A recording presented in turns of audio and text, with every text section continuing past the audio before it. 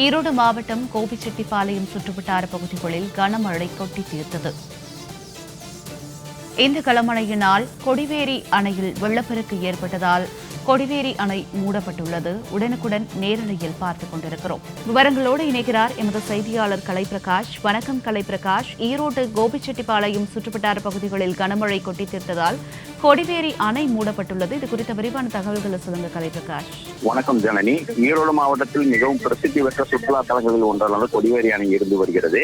இந்த அணையில் ஈரோடு மாவட்டம் மட்டுமின்றி பல்வேறு மாவட்டங்களில் இருந்தும் வெளி மாநிலங்களில் இருந்தும் ஏராளமான சுற்றுலா பயணிகள் வருவது வழக்கம். இந்த நிலையில் ஈரோடு மாவட்டம் கோபிச்செட்டிப்பாளையம் சுற்றுவட்டார பகுதியில் கடந்த 4 நாட்களாக பரவலாக மழை பெய்து வருகிறது. இந்த நிலையில் நேற்று கொடிவேரி சுற்றுவட்டார பகுதியில் இரவு கனமழை பெய்துள்ளது. இந்த கனமழையால் கொடிவேரி அணைக்கு வரும் உபரி நீர் பவானி ஆற்று வழியாக அதிக அளவு வெளியேற்றப்பட்டு வருகிறது. இந்நிலையில் கொடிவேரி அணையில் அதிக அளவு உபரி நீர் வெளியேறி வருவதால் சுற்றுலா பயணிகளின் நலன் கருதி சுற்றுலா பயணிகள் கொடிவேரி அணைக்கு வரவும் பரிசல் பயணம் மேற்கொள்ளவும் பொதுப்பணித்துறை அதிகாரிகள் தடை விதித்துள்ளனர். தற்போது கோடை விடுமுறை என்பதால் தினந்தோறும் சுமார் 5000க்கும் மேற்பட்ட சுற்றுலா பயணிகள் வந்து செல்கின்றனர். இன்று கொடிவேரி அணை மூடப்பட்டுள்ளதால் ஆர்வமுடன் வரும் சுற்றுலா பயணிகள் ஏமாற்றமடைந்து திரும்பி செல்கின்றனர். கலைப்பிரகாஷ், தங்களுடைய விரிவான தகவலுக்கு நன்றி.